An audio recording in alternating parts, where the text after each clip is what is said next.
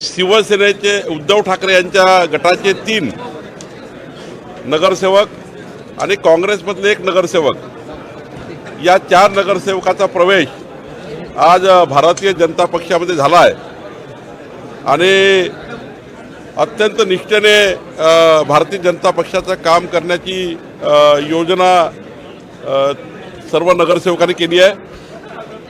अवधूत तटकरे हे कोकणातलं रायगडमधलं एक चांगलं नेतृत्व आहे, ते उद्धव ठाकरेजीकडे होतं आणि अवधूतने सुद्धा आज तटकरेंनी उद्धव ठाकरेजी यांना सोडून भारतीय जनता पार्टीमध्ये प्रवेश केला आहे। माननीय रवींद्र चव्हाणांच्या नेतृत्वामध्ये हा पक्षप्रवेश झाला आहे। निश्चितपणे कोकणामध्ये रायगडमध्ये पक्षाला मजबूती देण्याकरता अवधूत तटकरेचा उपयोग होईल आणि इथे आपल्या मीरा भाईंदरमध्ये आपले हे 4ही नगरसेवक दीप्ती भट्ट, अनिता पाटील, कुसुम गुप्ता आणि नरेश पाटील या चौघांचाही प्रवेश अत्यंत मजबूतीचा प्रवेश आहे आणि मीरा भाईंदरच्या राजकारणाला एक मोठी कलाटणी मिळणार आहे।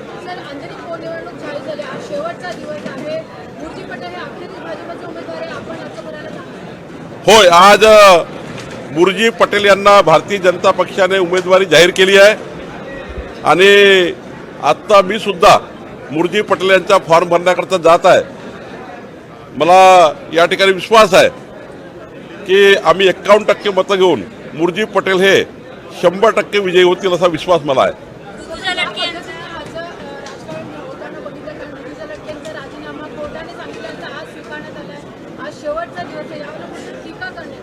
नाही, मला वाटतं की राजीनामा स्वीकारणे नाही स्वीकारणे हा महानगरपालिकेचा अधिकार आहे। कोर्टाने आपला कोर्टाचा अधिकार वापरला। भारतीय जनता पार्टी म्हणून आमचा कुठे याच्यामध्ये संबंध नाही आहे। जे उमेदवार येतील त्याच्या विरुद्ध लढायचं आहे आम्हाला आणि त्यामुळं कोणी उमेदवार आलं तरी आमची लढाई पक्की आहे। 51% मतं घेऊन आम्ही जिंकणार आहोत।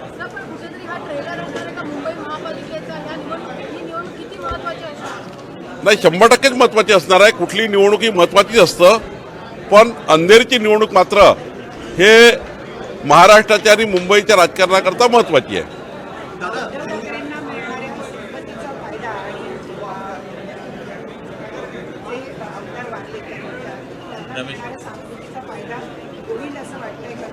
नाही, राज्याच्या इतिहासामध्ये असं अनेक वेळा झालं आहे की त्या परिवाराला नेहमी सिंपॅथी मिळत असतं, पण ज्या पद्धतीने उद्धव ठाकरेजींनी मशाल घेतली आहे आणि त्या मशालीच्या माध्यमातून आपण जर इतिहास बघितला मागच्या 2.5 वर्षाचा, त्या मशालीच्या मागे काय आहे तर 2.5 वर्षात जी काही कृती उद्धव ठाकरेची आहे ती काँग्रेससोबत आहे। वीर सावरकरांचा अपमान करणाऱ्या काँग्रेससोबत त्यांची कृती आहे आणि युती आहे। त्यामुळं त्यांची मशाल हे काँग्रेसच्या हाती आहे, पंजाच्या हाती आहे। दुसरीकडे त्यांच्या त्यांची जे हात आहे मशाल पकडण्याचा, एक घडी बांधलेली आहे, ती पवार साहेबांची घडी बांधली आहे त्यांनी आणि त्यामुळे घडी आहे, पंजा आहे आणि अशा विचाराशी उद्धव ठाकरेजी गेल्यामुळं हिंदुत्ववादी जो कार्यकर्ता आहे तो कधी पंजा आणि घडी यांच्या हातात मशाल बघितली तर कधी तो हिंदुत्ववादी विचाराचा नसणार आहे, तो मतदान करणार नाही।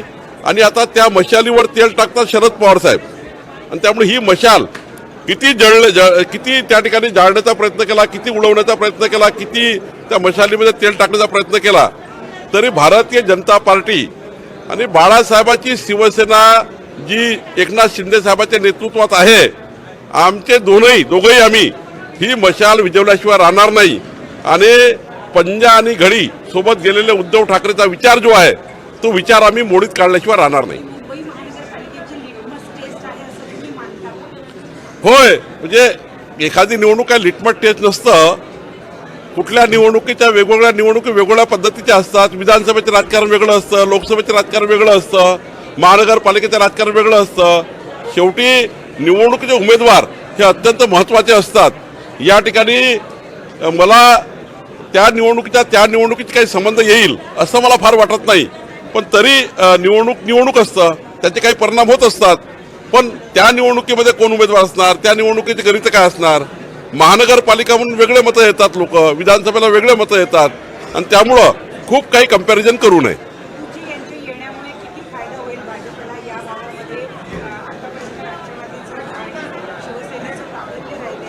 नाही, प्राबल्य वगैरे काही राहिलं नाही. आम्ही आतापर्यंत रायगडपासनं मुंबईपासनं कोकण हा शिवसेनेला युतीमध्ये दिल्यामुळं आम्ही आपला पक्ष मजबूत करू शकलो नाही. हे आमचं दुर्दैव आहे आणि त्यामुळं त्यांना दिला होता, त्यांनी आता पंजानी घडी स्वीकारली आहे, त्यामुळं त्यांच्यापासून आता आम्ही बाहेर आलो आहे.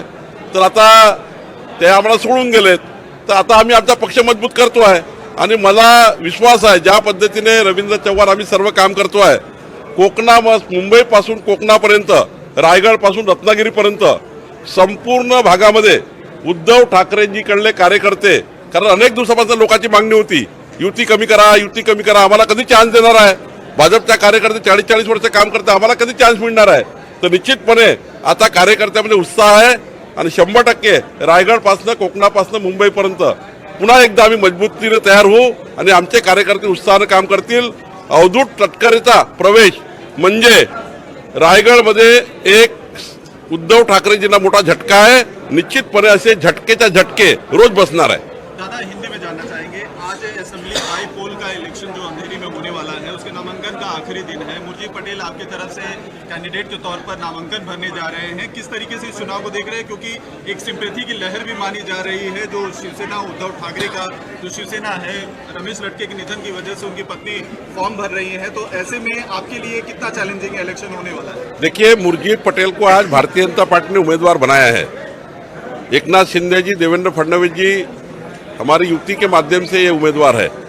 और हर बार ऐसा होता है महाराष्ट्र में कि सिंपैथी मिलती है, लेकिन जिस प्रकार से उद्धव ठाकरे जी का रवैया है, सिंपैथी के बारे में मेरा कोई कहना नहीं है, लेकिन रवैया क्या है 2.5 साल से उनके मशाल जो उनको मिली है, जो मशाल लेके लड़ रहे हैं, उसमें वो मशाल को पकड़ा है पंजा ने, विचारों से भी पकड़ा है उनको. मशाल को पिछले 2.5 साल का जो उद्धव ठाकरे जी का प्रवास है उसमें भी उन्होंने पंजा पकड़ा हुआ है.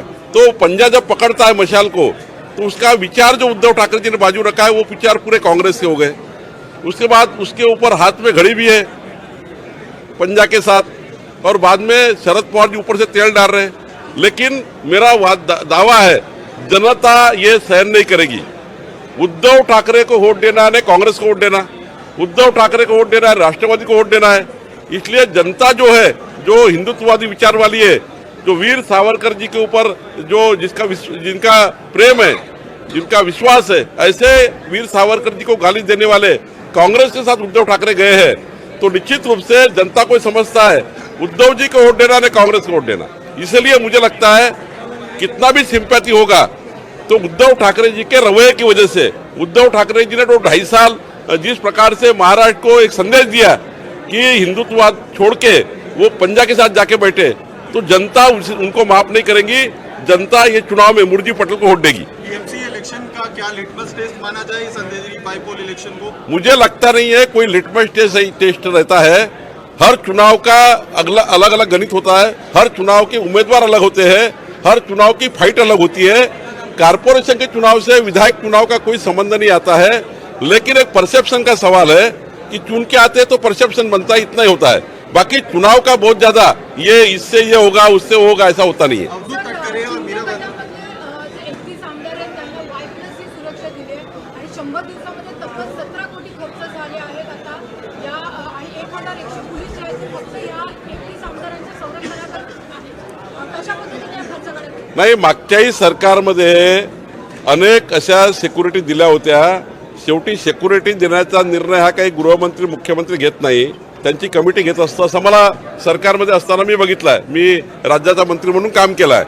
त्यामुळं ते जे सिक्युरिटीचा निर्णय जो घेतात आहे ते त्या ठिकाणी ती कमिटी घेत आहे आणि त्यामुळं त्या कमिटीला वाटलं याला सिक्युरिटी द्या, सिक्युरिटी देतं. सामान्य माणसालाही सिक्युरिटी मिळतं. त्यांच्या किती त्यांच्या अडचणी ज्या आहेत त्या व्यक्तीमागे, त्या अडचणीचा विचार करून सिक्युरिटी मिळतं. मला वाटतं याच्यामध्ये माननीय मुख्यमंत्री उपमुख्यमंत्री यांचा संबंध नसतो, फार संबंध हा त्या समितीचा असतो. तर मला वाटतं अनेकही काँग्रेसच्या नेत्याकडे अजूनही त्या ठिकाणी सिक्युरिटी आहे, अजूनही त्या ठिकाणी आदित्य ठाकरेकडे सिक्युरिटी आहे, अजूनही त्या ठिकाणी अनेक शिवसेनेच्या उद्धव ठाकरेजीच्या लोकांकडे सिक्युरिटी आहे. त्यामुळे सिक्युरिटी विरोधी पक्षाची कमी केली नाही आहे. कुठेही असं नाही आहे की त्या आमदाराला दिली त्यांना दिली नाही, त्यांच्याकडे आहे आणि या भागात या इकडल्या आमदाराकडे आहे. प्रत्येक महिन्याला प्रत्येक वडवडी ही समिती रिपोर्ट घेईल.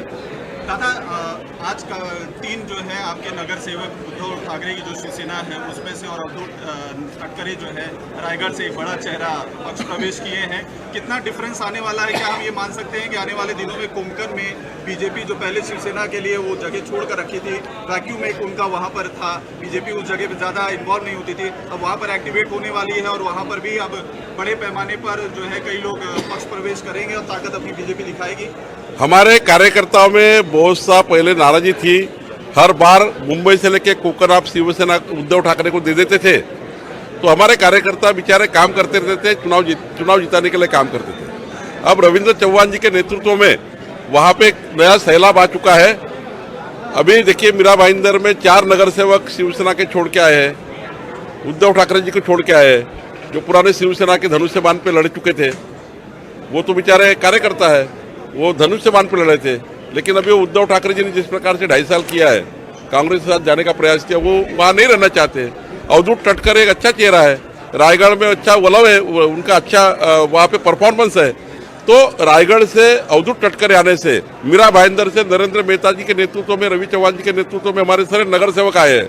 तो निश्चित कोई भी जब पार्टी में प्रवेश करता है तो पार्टी को बढ़ाता ही है.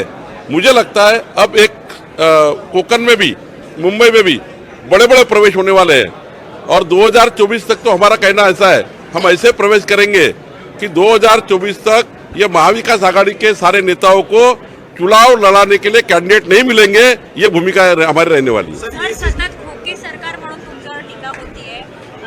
राजन साळवे असे पैलवान नाही हो, हे नुसते यांच्या सरकार गेल्यापासून डोके फिरले, ग्लॅमर गेलाय.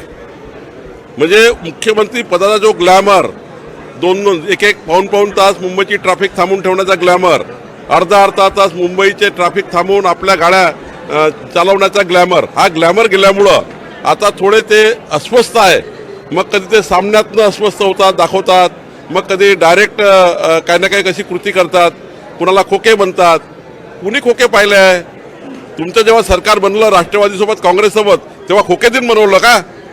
तुमच्यापासून जेव्हा लोक गेले, तुमच्या विरुद्ध जर एखाद्या वेळेस निर्णय झाला, उद्धव ठाकरेंच्या मनाविरुद्ध झाला निर्णय, मग ते ईडी बोगस, ते त्यानंतर कोर्टात त्याचे ताशेरे ओढतील, निवडणूक आयोगात ताशेरे ओढतील, कोर्टावर त्याची ताशेरे ओढतील. म्हणजे कोणाला बोगस म्हणतील, ते यंत्रणा बोगस म्हणतील. म्हणजे एकदा त्यांच्या विरुद्ध गेलं की ते चांगलं, त्यांच्या बाजूने आलं की ते बरोबर आहे, अशा मानसिकतेमध्ये ते आहे. आणि त्यामुळं काही खोके होके नाही आहे. काय याच्यापूर्वी काय झालं, जर लोक बोलायला लागतील तर फार वाईट होईल. त्यापेक्षा आता उद्धव ठाकरेजींना माझा या ठिकाणी विनंती आहे, ते नेते या महाराष्ट्राचे मुख्यमंत्री राहिलेले आहेत, त्यांनी जरा आपलं 2.5 वर्ष सरकार चाललं आहे, आता हेच सरकार आलं आहे, जरा 2.5 वर्ष तुलना होऊ द्या, निवडणुकीत बघू कोण काय केलं आणि कोण काय नाही. निवडणुकीच्या काळात कळेल जनता कोणाच्या मागे उभी आहे. त्यामुळं उद्धवजींना आता 2.5 वर्ष शांत राहिलं पाहिजे, महाराष्ट्राच्या जनतेचा कौल घेतला पाहिजे आणि मग कौल आल्यावर बोललं पाहिजे. दादा, जो शिंदे गुट के मंत्री हैं या नेता हैं, उनकी काफी सिक्योरिटी बढ़ाई जा रही है, करोड़ों रुपए खर्च किए जा रहे हैं. जो उद्धव की शिवसेना है, उनका कहना है कि चूंकि वो एक खोखे सरकार के साथ बीजेपी साथ में उनके आ गई है, मिलकर सरकार बनाई है, इस वजह से इनाम के तौर पर करोड़ रुपए फूके जा रहे हैं सिक्योरिटी को. उद्धव ठाकरे जी के सरकार के समय इससे ज्यादा सिक्योरिटी थी, इससे ज्यादा खर्चा किया गया. बंगलों का खर्चा निकालिए आप, उनने गाड़ियां ली है, वो गाड़ी का खर्चा निकालिए. उन्होंने जिस प्रकार से कोरोना के संक्रमण में पूरे महाराष्ट्र को लूटा है वो देख लीजिए. मेरे पास इतने सबूत है कि महाराष्ट्र को लूट लिया इन लोगों ने पूरे 2.5 साल में. हमें उसका ये नहीं करना है, बराबरी नहीं करनी है, लेकिन जो भी सिक्योरिटी होती है वो सिक्योरिटी एक समिति ठहराती है. वो समिति के माध्यम से निर्णय होता है किसको सिक्योरिटी देना, नहीं देना. नहीं देना तो नहीं देते, देना है तो देते हैं. सामान्य व्यक्ति को, पत्रकार को भी सिक्योरिटी मिलती है. तो मुझे लगता है वो समिति करती है, समिति का निर्णय जो हुआ वो समिति हर बार रिव्यू करती है, किसको देना किसको कम करना. सरकार का क्या संबंध आता है. लेकिन इनको जो बोल रहे कि ये ऐसा कर दिया वैसा कर दिया, 2.5 साल में आपने क्या किया ये जरा जनता को बोले बताइए. आपके सारा रिकॉर्ड हमारे पास है, कितने रुपए की गाड़ी थी, कितने रुपए में ली, कितने रुपए में बंगला कर रहा था, कितने कितने रुपए में बंगले बनाए, सारा रिकॉर्ड हमारे पास है. अभी उन्होंने थोड़ा वेट एंड वॉच करना चाहिए, सरकार का काम देखना चाहिए. दोनों बैट्समैन पिच पे आ चुके हैं, एकनाथ जी और देवेंद्र जी. जरा 2020 मैच चल रही है, थोड़ा उद्धव जी आप रुक जाइए.